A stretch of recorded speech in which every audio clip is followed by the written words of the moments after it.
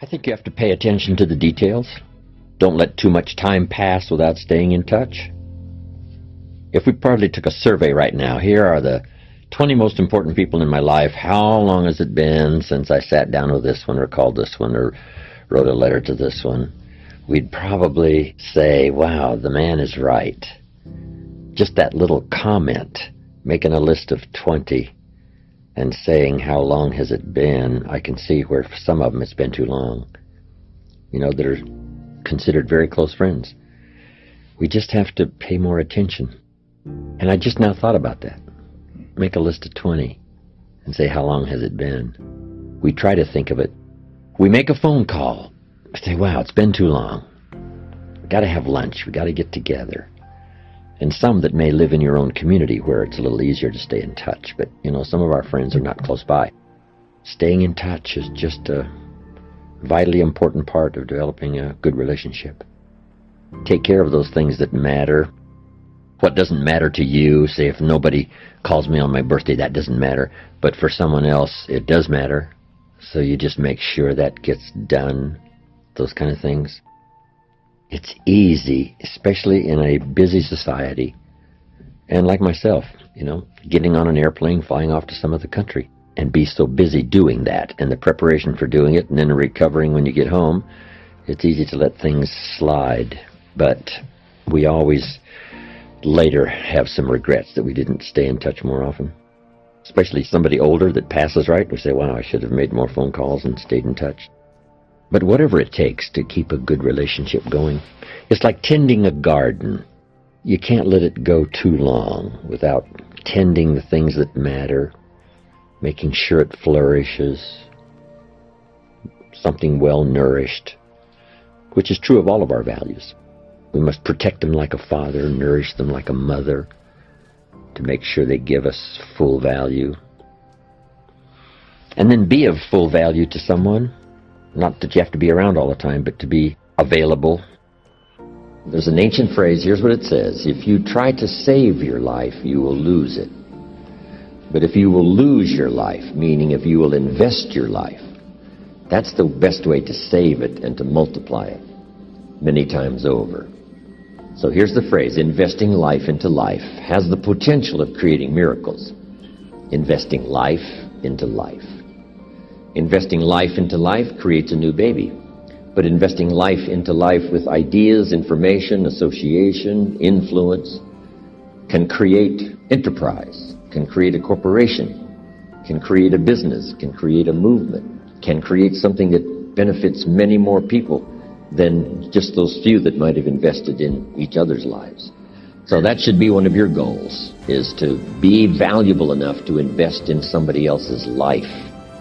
Starting first if you're married with your children. And then invest in each other. Marriage and friendship, these associations are a chance to invest in each other. A business enterprise. Bill Bailey and I have been involved in other enterprises. But the enterprise, you know, fortunately was successful, and we had a chance to affect a lot of other people's lives. But guess what happened over those years, and which continues to today? We continue to invest in each other. I come up with a great idea, I get on the phone, I call him. He comes up with a book he's read, just said, this is a masterpiece, you've got to read it. So we have this chance to invest each other. And while we walk the farm country of Kentucky, we invest in each other.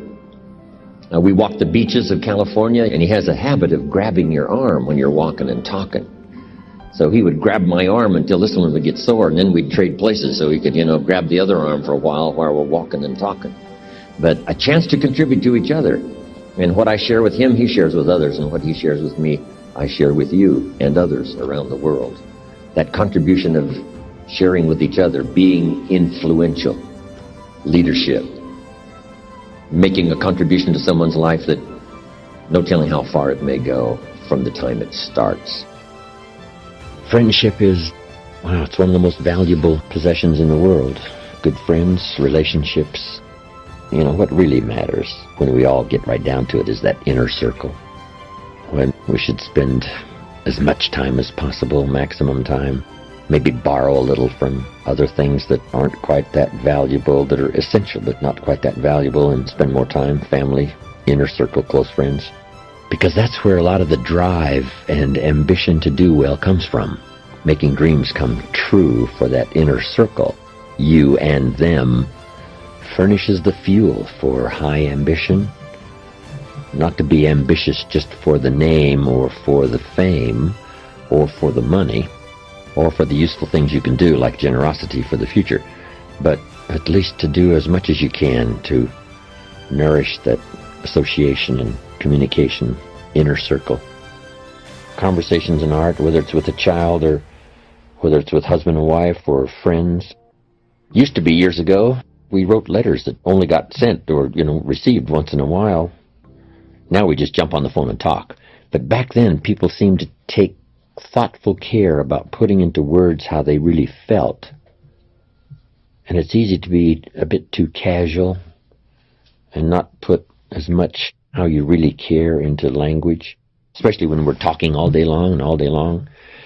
It's hard to be that unique when we really would like to be unique, say something extraordinary about how we feel, but it gets lost in sort of the mundane, ordinary conversation rather than taking the time to say something unique about how you care and about how you feel.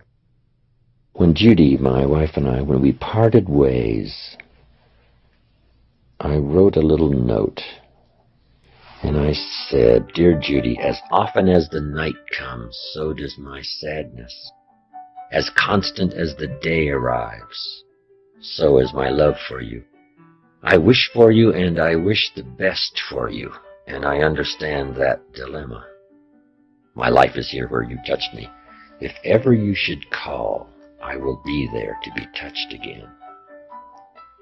I took a little time to thoughtfully see if I could say in a very few words what was happening to me at the time. It's easy to be careless with language and not say what you mean to get a point across.